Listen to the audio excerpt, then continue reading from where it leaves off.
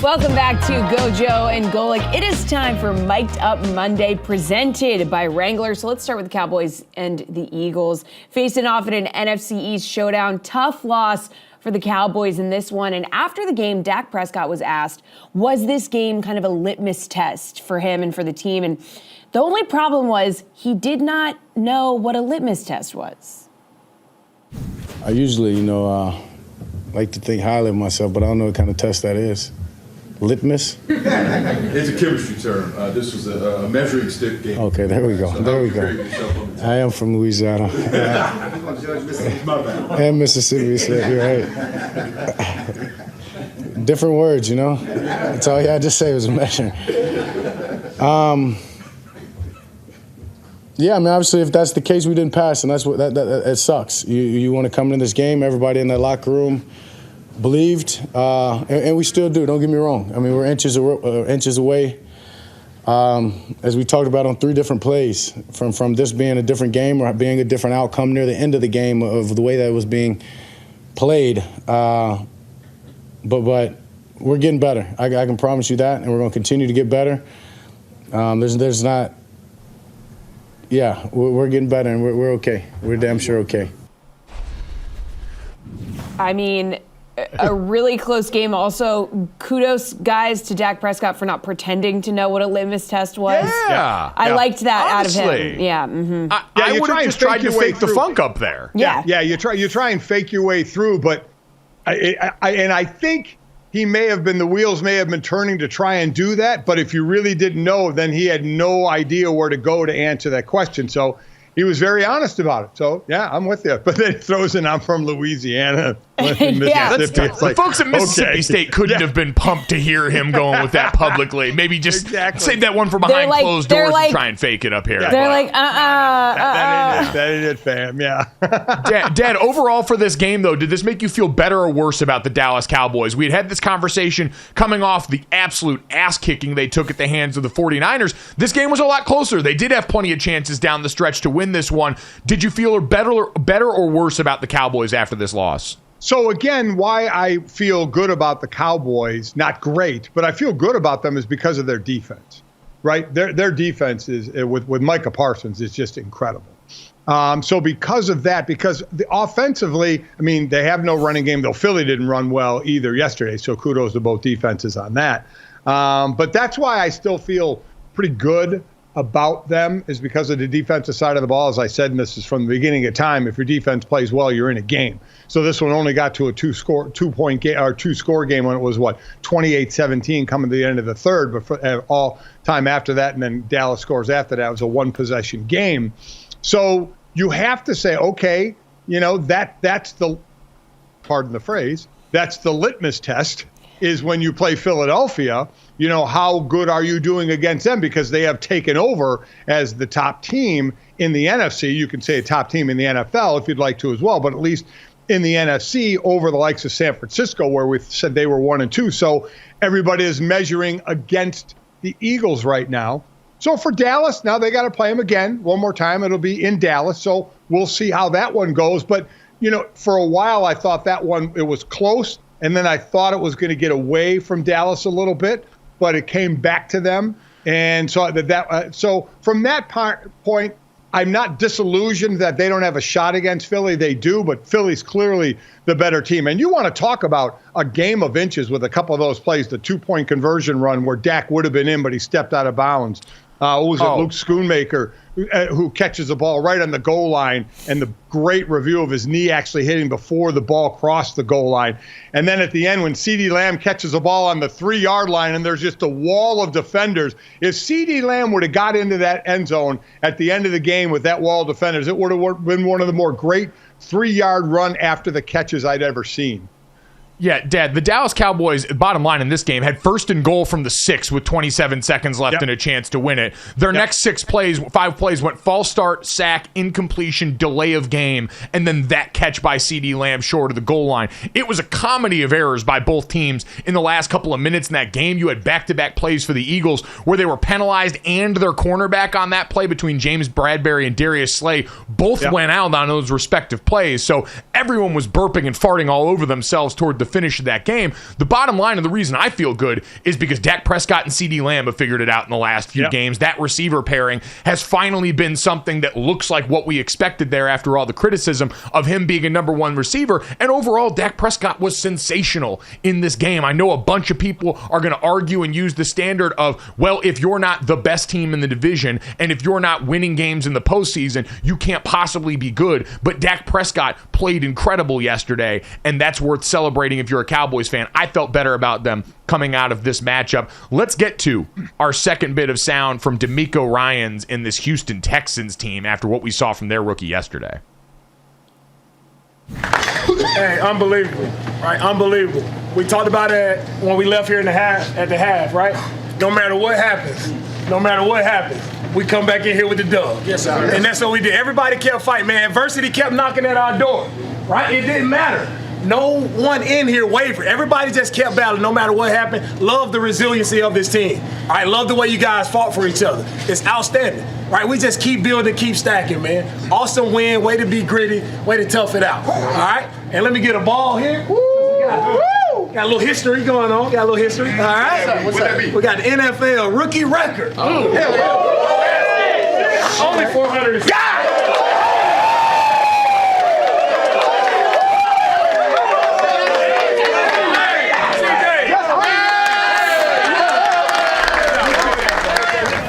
Now, let me just say this. That was not one of the only records made yesterday during the Houston Texans game, Dad. Dare Ngumbawale, who is, I believe, brother and sister with Arike Ngumbawale, the former Notre Dame women's basketball player, nailed a 29-yard field goal in this game because their starting kicker was hurt. He's the first non-kicker or punter to make a field goal since Wes Welker did it back in October of 2004 for the Dolphins against his former team, the New England Patriots. So we had cool stuff happen all over. After 1 week off, the Good Vibes Texans, dads, are absolutely 100% back. I mean, what a game. First, hey, give some credit to Baker Mayfield too, right? And in the last drive that they had to take the lead in that game going down the field, that was an impressive drive by him before C.J. Stroud. What can you say about this? And you talk about the field goal. This was a 2-point game. And that was a field goal in the fourth quarter of how big that was. This fourth quarter saw 31 points being scored, 17 by Houston and 14 by Tampa Bay. But you thought Tampa Bay had it locked up when Baker leads them down, and they score with, 46 seconds left in the game. And you got a rookie, albeit he's playing great, still you got a rookie quarterback on the other side who's now being asked to take the ball down and score, in 46 seconds.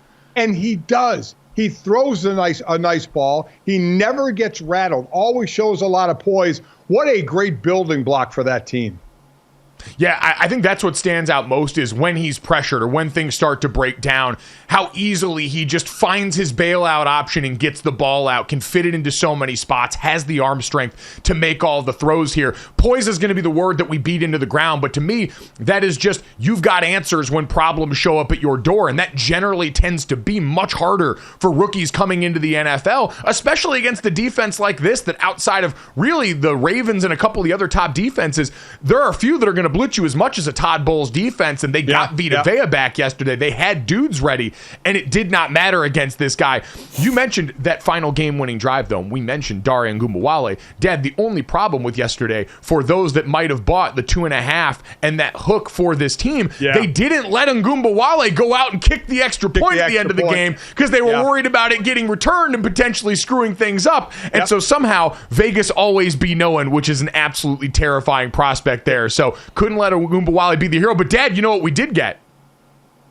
Scoregami, baby. Yet another round of unique scores in the NFL, courtesy of the Houston Texans. I believe the 10,080th different score, or 1,080th different score combination around the NFL as they finished 39-37 yesterday. Coming up next, I want to get to one last bit of sound and the fallout around the Las Vegas Raiders after a big-time win yesterday and a big-time scene in the post-game locker room.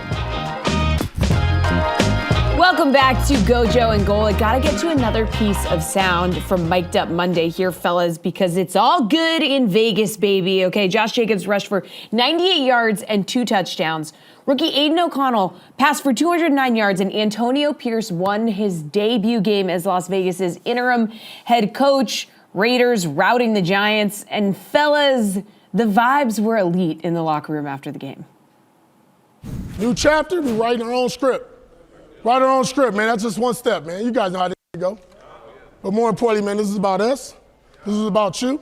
You guys made up your minds what we was going to do, and we did it. Exactly what we said, and then we did it. Hey, man, I know the coaches, the whole organization, the whole building is proud of us. More importantly, I'm happy for you guys. That was rough the last 2 weeks. The biggest window, the front window. And guess what? Every door we go into, we're kicking that from now on. With no thanks about it, man. Hey, man, you know what this time is? I'll see you Wednesday!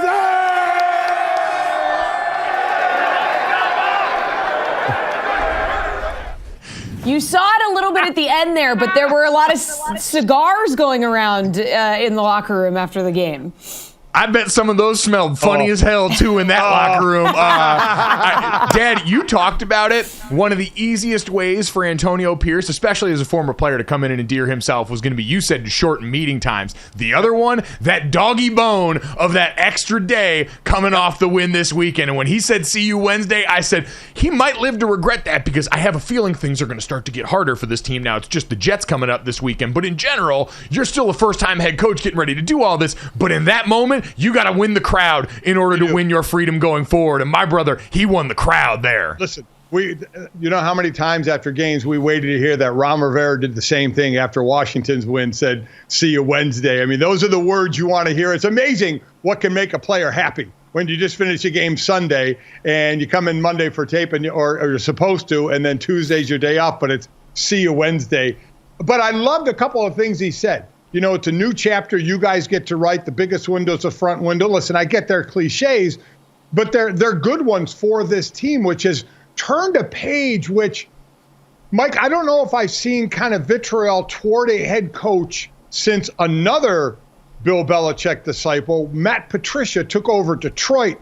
And just the stories of just the headbutting that went on there and the dislike from the players and head coach on what he was doing to now with what went on with Josh McDaniels and that Raiders team. It just seemed like it was horrible, horrible chemistry. Yeah, it's the product of trying to operate like Bill Belichick when you do not have yet the resume or the cachet on your own as a head coach in order to do that. And we've heard this from a lot of former Belichick disciples about the meetings being way too long and the organization being way too strict and things not feeling as good for everybody involved. And so now all of a sudden on the other side, you get the polar opposite of that. It's kind of good cop, bad cop. And Antonio Pierce gets to play the good cop and the fun dad right now, walking into this organization and locker room. Dad, do you think it's sustainable? Because I look out and say, hey, you had a young quarterback who Aiden O'Connell's been on the field already this season, but still not a ton of tape on him. This is probably more about the Giants situation on the other side, and they get dealt a tough hand in this game. You get Daniel Jones back and now appear to have lost him yet again. It looks like it's feared that it's an ACL injury for their starting quarterback, and so Tommy DeVito goes in for the rest of the game and struggles mightily. I think this was the perfect storm for the Raiders to come out here and feel really good now. I don't know how much markedly better they're going to be as the season goes along. Yeah, I don't know that either. Not sure of that. Their next, I get to actually call their next game. It's next Sunday night against the Jets. Jets play tonight against the Chargers. We kept talking about, or I was talking about a week or so ago, that game's going to get flexed out. There's no way that the league is going to want to go to Las Vegas, for that game. But now you got a great win like that after a change. I mean, the league may be pretty smart in that respect of seeing some writing on the wall there and how exciting. They know the storyline's going to sell. I still have questions about if the football game is going to be worth a damn once we get there. So the Jets, listen, it's not like the Jets are world beaters, all right? So I would say they have a shot in that game. Their offense isn't great. Oh, no, that's what I mean is I don't think either of these teams are very good.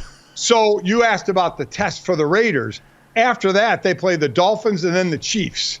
So there's a little more test of what's going to go on with two offenses that can put some points on the board, and you're playing a young quarterback who the best thing in all, Aiden O'Connell is going to get his time to work through for over 200 yards. But what you're looking for him is to not turn the ball over. And he didn't throw any touchdowns either. So they're not lighting the world on fire. Now, this is game one. I get it. But if they're going to give Aiden O'Connell the kind of the reins right now, then you're going to grow with that, where you're not going to see C.J. Stroud type of numbers out of this young quarterback right out of the gate. They don't have the way this offense works, even though you have Devontae Adams, who still early in this game was barely targeted, which just blows my mind because you see some of the weapons that they have. So, yeah, the jury is out on how it's going to go. Remember last year when Just Saturday took over the Colts and they won their first game and then lost their last 7? Now, difference is Antonio Pierce had been on the coaching staff. It's not like he came out of the broadcast booth. So, obviously, Antonio had been, with this team and knows this team. So, no, I'm with you. I don't think they're going to go on some magical, undefeated run right now. But what you do have is you have players with a better attitude, players that are motivated a little more, and a coach who will kind of look at the glass, which is the smart way to go, look at the glass half full after each game and then you make your changes where you need to make your changes at the end of the season. But I think one thing we have found out, when any Patriot assistant coach to Bill Belichick goes somewhere else and tries the Patriot way, the only place the Patriot way works is in New England. And obviously it's struggling now, and they have the receipts and the rings to show for it. Maybe it was a little more Tom than anything else, but still they did have success there and they were putting rings on their fingers there, but it hasn't worked anywhere else except Bill O'Brien won a few division titles with the Texans. Other than that, it has been abject failure when these assistants have moved on to be head coaches in other places. Yeah, well, and look no further. Make sure you watch how you talk about the Patriots, especially around this organization. That story from Jay Glazer on Fox NFL Sunday was one of the wildest things that I've ever seen. Him talking about all of the sudden the meeting that took place before the firing of Josh McDaniels, where you had players meeting where they got to air grievances against Josh McDaniels, going off on the coach in the meeting. Again, this all according to Jay Glazer, who's a pretty reputable source on this stuff. And then Antonio Pierce was asked to speak on behalf of the coaching staff and of Josh McDaniels, went up and talked about the mindset that they had when he was a part of the Giants team that took down Josh McDaniels' Patriots team back in the day, and said, we believed that we could beat them and we could beat anybody on that day, only to be approached by Josh McDaniels after the game, who said, don't ever talk about the Patriots like that in front of me again. And that just heightening the gap between the locker room broken up there, the coaching staff divide, where ultimately Mark Davis makes the change after that. So an absolutely hilarious backdrop to all of this, Dad, and one of the more ridiculous things that we've heard about thin skin coming out of an NFL locker room in a while. And I want to make sure I emphasize that the locker room got a little more free, and I don't want people to sit there and think, the players shouldn't be running things, that, the coach should get to run how he wants to run it. And I agree. There's got to be a happy medium, though, of where that is. Is the locker room truly the players, or is the coach, lording over it? Again, meeting time. I mean, that stuff. And if it's not working, if you're doing all that and still getting beat, you got to be thinking, wait, can we switch this up a little bit? But the Patriot assistant coaches that go on to be head coaches are stuck in the Patriot way, and it just hasn't been working. And the thing about it is there's no flexibility, and you got to be able to be flexible. You can't just sit there and say, this is my way, we're doing it. If it doesn't work, it's because of you guys, not because of me. And that seems to be the overlaying attitude at times when those assistant coaches become head coaches. So it's free and easy right now, and I say every win that the Raiders have, they should be smoking cigars in the locker room. Enjoy it. It seems like they're going to right now. Again, I don't know how many more of those, given the schedule new laid out, that they're going to have. But in the meantime, right now, it's been a rough year for them. You saw Devontae Adams. That was all you needed to see in the background, was his face and how he was responding to all of this. You got a very simple job if you're Antonio Pierce or Aiden O'Connell. Keep that guy happy, especially after he stayed with your team post-trade deadline. That's the zero-sum game for you.